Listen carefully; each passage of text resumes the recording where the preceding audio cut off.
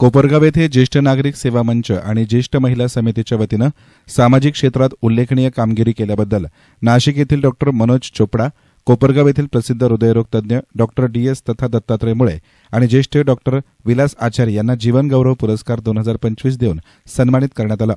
या पुरस्कार सोहळ्याच्या अध्यक्षस्थानी ज्येष्ठ महिला समितीच्या अध्यक्षा सुधाभाभी ठोळे होत्या।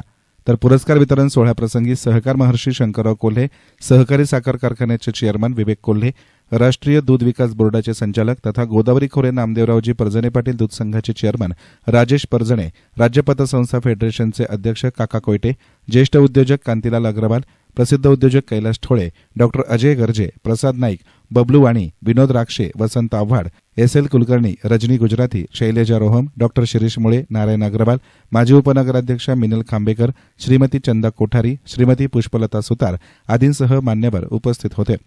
कार्यक्रमाची सुरुवात दीप प्रज्वलन आणि मान्यवरांच्या स्वागतानं करण्यात आली। याप्रसंगी मान्यवरांनी आपल्या प्रतिक्रिया व्यक्त केल्या।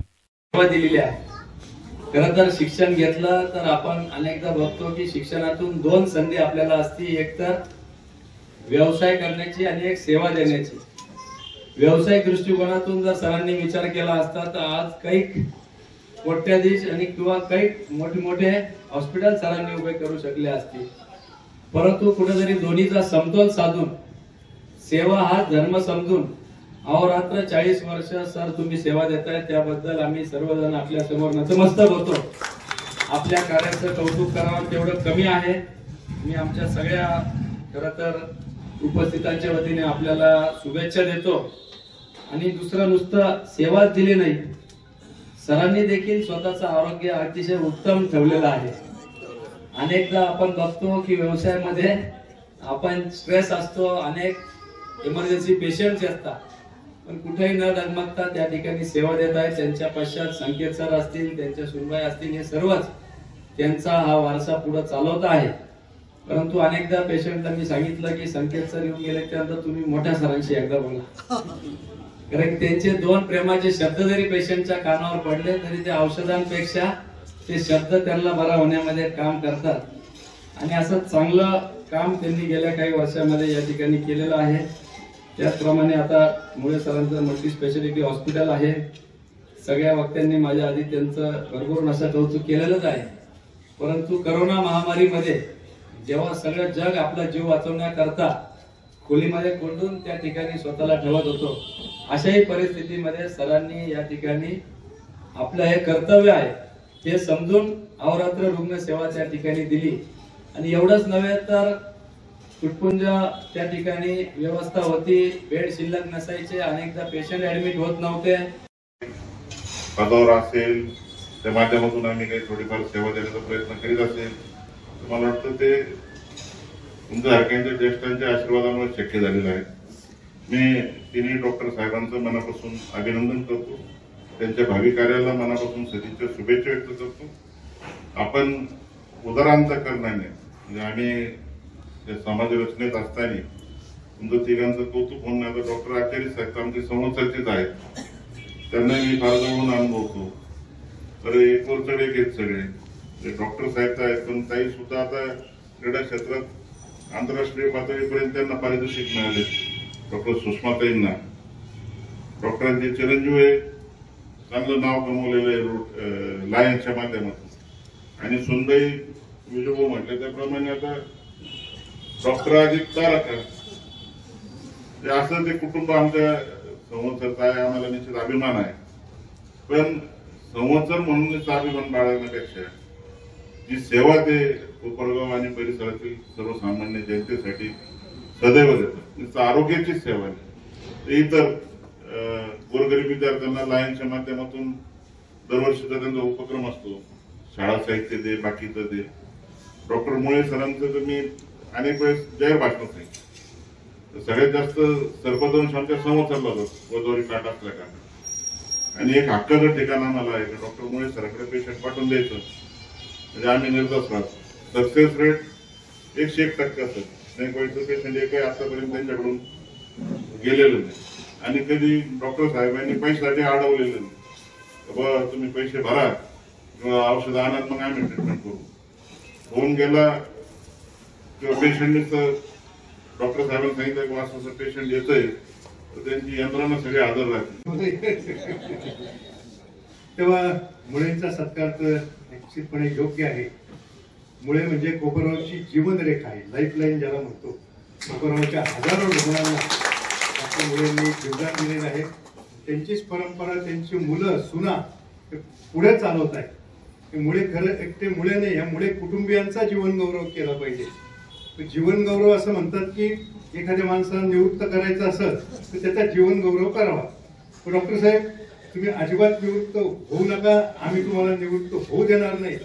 शेवटी संकेत आले काय पुढे आले, आम्हाला डॉक्टरांशी बोलल्याशिवाय बरं वाटत नाही. तुम्ही असं नेहमी कार्यरत राहिलं पाहिजे अशी अपेक्षा कोपरगावकरांच्या वतीने व्यक्त करतो. डॉक्टर आचार्य फॅमिलीबद्दल बोललं गेलं. त्यांच्या कुटुंबातला प्रत्येक जण एक से बढ़कर एक आहे. डॉक्टर आहे, त्याची चिरंजीवी डॉक्टरांची, सर्वसामान्य माणसांची, गांधीनगर सारख्या भागामध्ये गोरगरिबांची, सर्वसामान्य माणसांची सेवा हे कुटुंब करीत आलेले आहे. त्यांच्या धर्मपत्नी सुद्धा आंतरराष्ट्रीय पटीच्या पोहण्याच्या स्पर्धेमध्ये त्यांनी आंतरराष्ट्रीय किताब पटकावलेले आहे. आणि सुनबाई आमची कन्या तिथं आमच्या कोपरगावची सेलिब्रिटी आहे.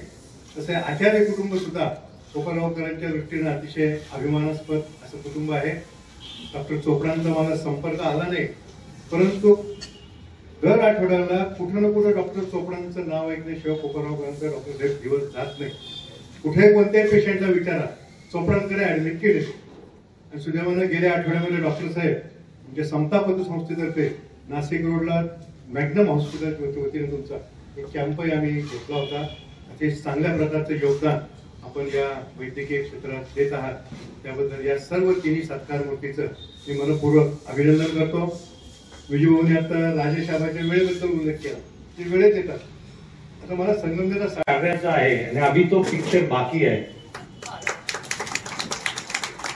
या वर्षी जसं विवेकदादा बोलले की IMAचा life time achievement award, Vallabhbhai Patel award आणि सगळ्यात मोठा award London World Book of Record मध्ये 70,000 प्रोसिजर्स पूर्ण केल्या. ह्या मला मागच्या वर्षी 3 पुरस्कार मिळाले. ह्या वर्षीची सुरुवात कोपरगावच्या ज्येष्ठ नागरिक संघांपासून झाली.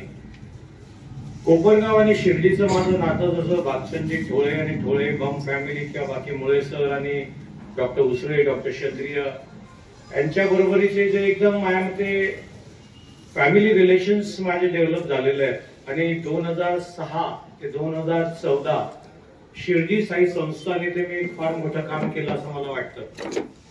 आता आपण जेव्हा काही पुरस्कार मिळतो त्यावेळेस माझ्यामध्ये आभार तर मानणं मी छोटा आहे, मी कृतज्ञ राहणंच पसंत करेन. त्याच्यामध्ये माझ्या मते जेव्हा आपण कृतज्ञता व्यक्त करायची असते तेव्हा माझी फॅमिली, माझी बायको रश्मी, माझा मुलगा कविश आणि सगळ्यात महत्वाचं म्हणजे ज्येष्ठ नागरिक संघाचे विजयजी बम, होळे, शाह आणि हे सगळेजण ज्येष्ठ नागरिक. आणि त्याप्रमाणे मी जिथे जिथे ज्या हॉस्पिटल्स मध्ये काम केली, म्हणजे सुरुवात मी केली तेव्हा माझं एक छोटस 1995 म्हणजे इथे एक सांगणं गरजेचं आहे. मी 10वी पास झाल्यानंतर 11वी 12वी करता तेव्हा मी मराठी मीडियम मध्ये होतो. 11वी 12वीला मी नाशिकला RYKला आलो. पहिली जेव्हा माझी युनिट टेस्ट झाली त्या युनिट टेस्ट मध्ये मी फेल झालो. आले असताना सर्वप्रथम सगळ्यांना माहित आहे की शिवाजी रोड आणि दंडोती बिल्डिंग मध्ये मी 4 वर्ष तिथं जवळजवळ काम केलं. त्याच्यानंतर SG विद्यालयाच्या समोर जवळजवळ 30 ते 31 वर्ष तिथं काम केलं, SG विद्यालयाच्या हॉस्पिटल समोर. आणि आता इथं आपण आता जवळजवळ 5 वर्ष या फेब्रुवारीमध्ये होतील इथं. तर हे काम करत असताना DT अडाव गुरुजी यांच्या इच्छेने मला पहिली जागा मिळाली. तेव्हा पीडी दादा गुजराती असो, वामनराव दंडोते त्यांची फॅमिली, वसंतराव दंडोते, सुधाकर दंडोते यांचं खूप कॉपरेशन झालेलं आहे. कांतीशेठ अग्रवाल आणि नंदूशेठ अग्रवाल यांनी नैतिक आणि आर्थिक मदत हे देऊन जवळजवळ माझं गार्डियनशिपच इथं कोपरगावमध्ये घेतलेलं आहे असं मी समजतो. त्याचबरोबर बजाज सरांचं कायम मार्गदर्शन असतं आम्हाला. त्या सर्वांचं मला इथं नमूल्य केल्याशिवाय राहत नाही.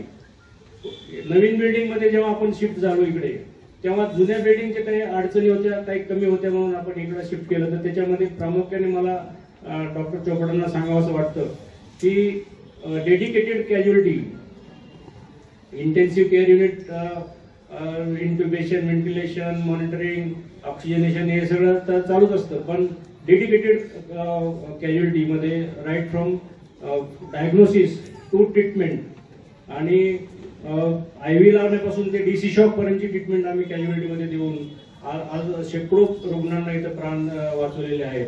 आणि मग डेडिकेटेड कॅज्युअलिटीमध्ये तुम्ही प्रायमरी ट्रीटमेंट करून स्टॅबिलिटी करून आपण इथं हॉस्पिटलाइज करायचं असेल तर तसं ते कंटिन्यू करू शकतो, किंवा टर्शरी सेंटरला जायचं असेल तर तशी त्यांना रेफरल लेटर देतो.